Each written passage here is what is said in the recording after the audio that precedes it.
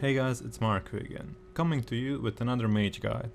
This time I'm going over Mastery Mage with Worldvein Resonance. This is the second most popular build.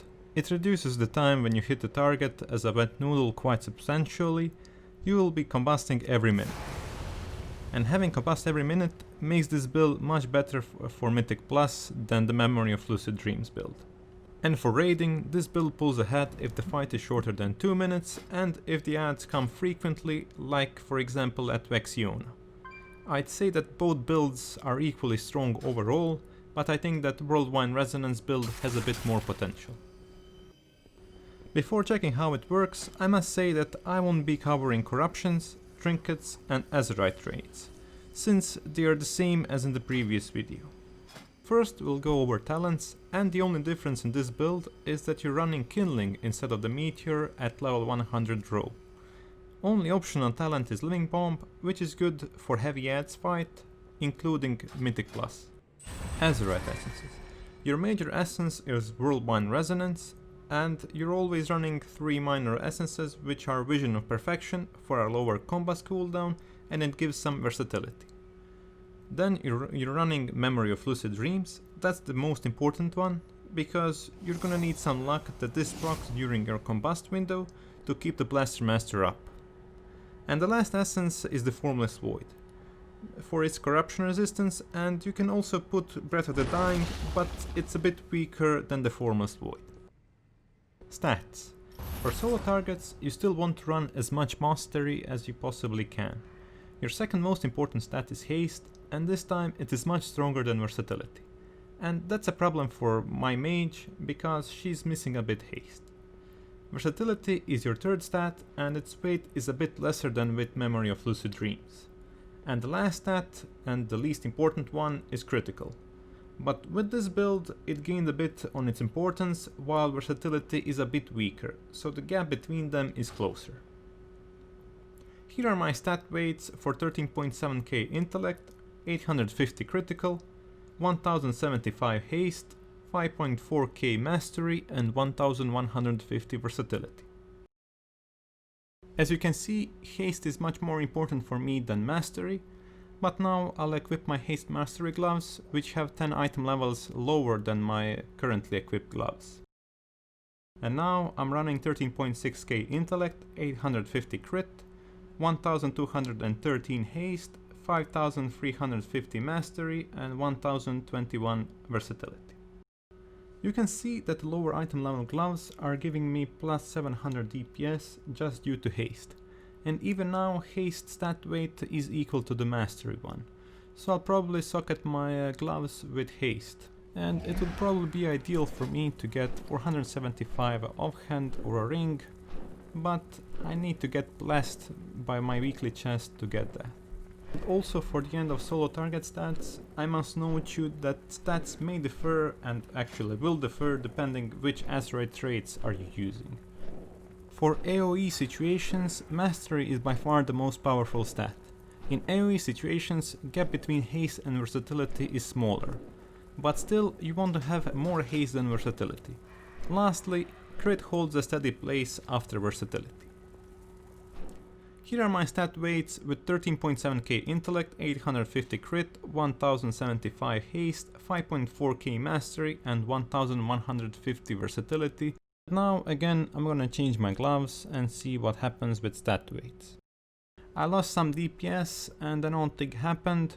My Haste stat value got even more up, but as soon as I changed my socket from Mastery to Haste, that Haste value dropped off quite significantly.